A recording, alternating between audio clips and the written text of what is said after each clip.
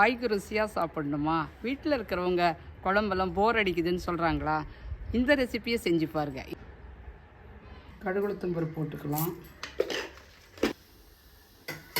சின்ன வெங்காயம் நறுக்கிக்கிட்டேன், கருவேப்பிலை எடுத்துக்கிட்டேன், பூண்டு வந்து பாதி பாதியாக நறுக்கிக்கிட்டேன், 2 தக்காளி வெட்டி வச்சுக்கிட்டேன். கடுகு வெடித்த உடனே நம்ம வந்து பூண்டு கருவேப்பிலையெல்லாம் போட்டு வதக்கிக்கலாம். வதக்கிட்டு நம்ம வந்து பாவக்காயும் மணத்தக்காளி காயெல்லாம் போட்டு வதக்கிடலாம். அதுக்கப்புறம் நம்ம ஸ்பைசஸ் போட்டுக்கலாம்.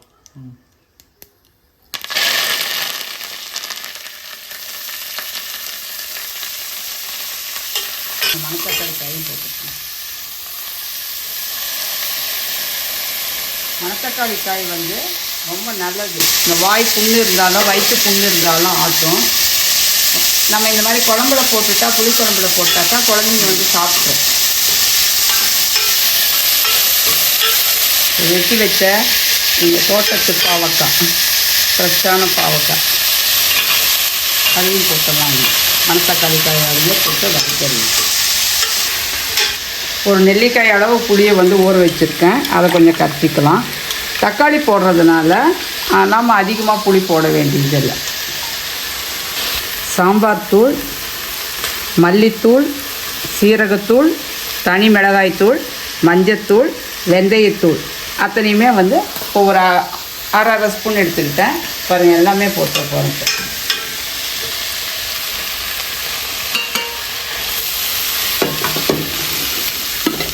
இப்போ கொஞ்சம் வெட்டி வச்ச தக்காளியும் போட்டுடலாம்.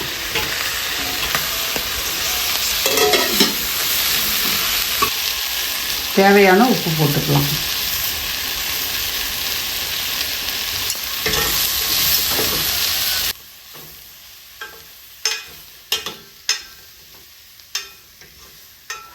மணத்தக்காளி காயும் பாகக்காயும் நல்ல காம்பினேஷன் இருக்குது. நான் நிறைய தடவை செஞ்சுருக்கேன். ஏன்னா அது 2 காய் பாகக்காய் இருந்தால் கூட போதும். நமக்கு 1 கப் அளவு மணத்தக்காளி காய் இருந்துச்சுனாக்கா ரெண்டுமே நல்ல காம்பினேஷன். ரெண்டுமே உடம்புக்கு குளிர்ச்சி. மணத்தக்காளி காயும் குளிர்ச்சி, பாவக்காயும் குளிர்ச்சி. நம்ம அது 2 நல்லாயிருக்கும்.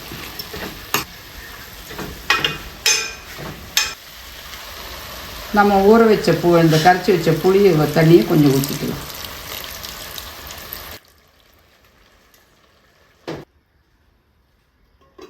கொஞ்சம் வேகட்டும்.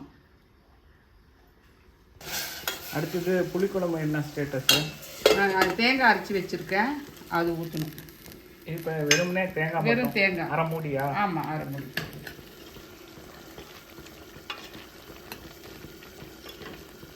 நல்ல வாசனையாக இருக்குது. அந்த வெந்தயத்தூள், சீரகத்தூள்லாம் போட்டிருக்கோம்ல, அந்த நல்ல அருவமாக நல்லா இருக்குது.